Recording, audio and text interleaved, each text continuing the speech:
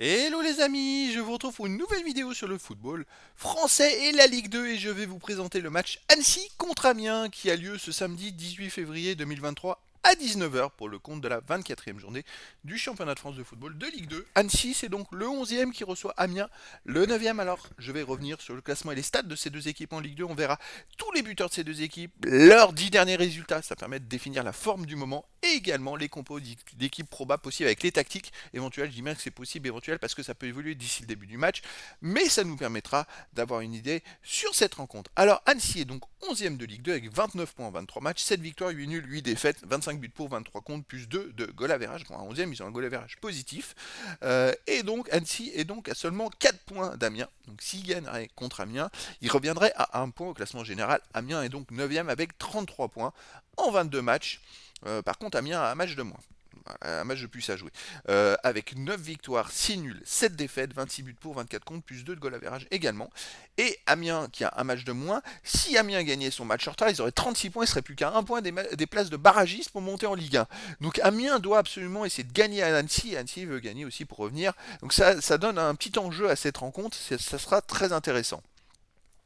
Les buteurs. Alors, côté Annecy, on a le 6e meilleur marqueur du championnat qui est Moïse Dion avec 9 buts, dont un pénalty en 22 matchs. Après Bossetti, 3 buts, un pénalty en 22 matchs. Voilà. Côté Amiens, il y a deux joueurs 13e meilleur marqueur du championnat, Haro Kodare et Cissé. Alors, Haro Kodare, c'est 6 buts, dont un pénalty en 20 matchs. Et Cissé, 6 buts, dont 2 pénaltys en 15 matchs. Après, on a Fofana et Kakuta à 3 buts.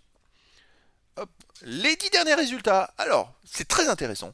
Parce que les deux équipes ont à peu près le même, on va dire, les mêmes résultats. Pour Annecy, c'est 3 victoires, 6 nuls, seulement une défaite. C'est pour ça que pour deux équipes de milieu de tableau, c'est quand même étonnant parce qu'une seule défaite pour Annecy, 19 buts pour, 11 contre, plus 8 de goal average. Alors par contre, c'est vrai qu'ils font beaucoup de matchs nuls. Comme quoi, ça paye pas de faire des matchs nuls. Mais dernièrement, vous voyez, à part la défaite à Saint-Etienne 3-2, Annecy n'a pas perdu d'autres matchs. Ils ont gagné les matchs en Coupe de France, effectivement. Et puis surtout, ils se sont qualifiés pour les quarts finales de Coupe de France. Donc ils sont quand même dans une bonne phase. Mais est-ce que physiquement ils vont tenir? Ça va être la grande question.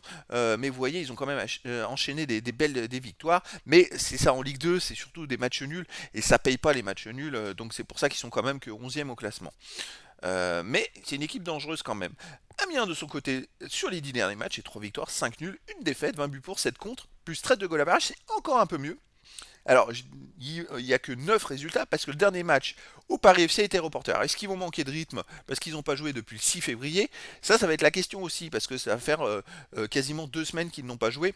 Donc, effectivement, ils peuvent manquer de rythme. Amiens, ou alors retrouver la confiance. C'est vrai qu'ils ont perdu contre Metz à la dernière journée, mais il y a 12 jours. Avant, ils avaient enchaîné une victoire à Niort et puis 3 matchs nuls. Donc, c'est pareil, c'est comme Annecy.